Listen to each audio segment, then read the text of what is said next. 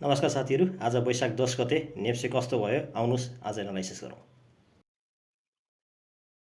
सबैभन्दा पहिला चाहिँ आज नेप्सेको समग्रमा कुरा गर्नुपर्दाखेरि चाहिँ 46वटा कम्पनी चाहिँ एडभान्स गरेका छन् अथवा बढेका छन् भने 216वटा कम्पनी डिक्लाइन गरेको छ र 7वटा कम्पनीको चाहिँ मूल्य भने यथावत रहेको छ।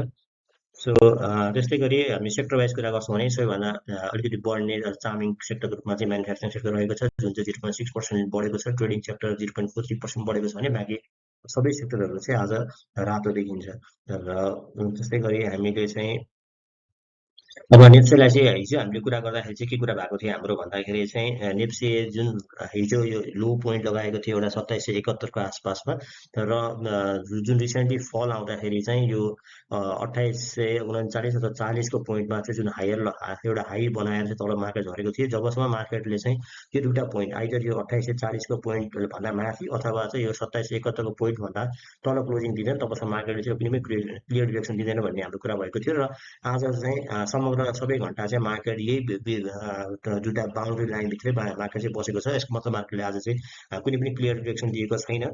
र जस्तै अब हामीले यसमा चाहिँ फिबोनाची यदि लगाएर हेर्छौँ भने चाहिँ जुन लो पोइन्टदेखि अहिलेको यो जुन 2839सम्म जाँदाखेरिको जुन बढेको पोइन्ट हेर्छौँ भने चाहिँ एउटा झन्डै 0.56%को आसपासमा चाहिँ एउटा राम्रो बााउन्स ब्याक आएर चाहिँ मार्केट बढेको थियो। हिजो चाहिँ ह्यामर जस्तो देखिने तर ह्यामर चाहिँ होइन। यो यस्तो क्यान्डल बनाएको थियो जुन चाहिँ रिभर्सलको सिग्नल हो कि भन्ने चाहिँ हामीलाई लागेको थियो। यदि यो क्यान्डल भन्दा माथिपट्टि क्लोजिङ दिएको भए चाहिँ सम्भवतः हामी हाइली पोजिटिभ हुन सक्ने अवस्था थियो भने आज भने मार्केटले चाहिँ तलपट्टि क्लोज डाउन दिएको छ। यसको मतलब मार्केटमा सेन्टिमेन्ट भने राम्रो छैन। यद्यपि यो 2771 वाला जुन पोइन्ट छ त्यो पोइन्टसम्म चाहिँ मार्केट रहन्जेलसम्म हामी के हदसम्म पोजिटिभ चाहिँ हामी अवश्य यसमा चाहिँ हुन सक्छौँ।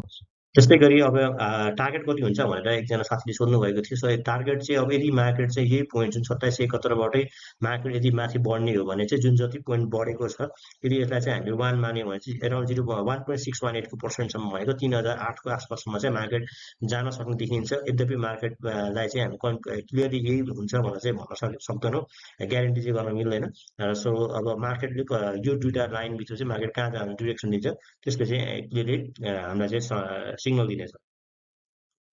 धन्यवाद।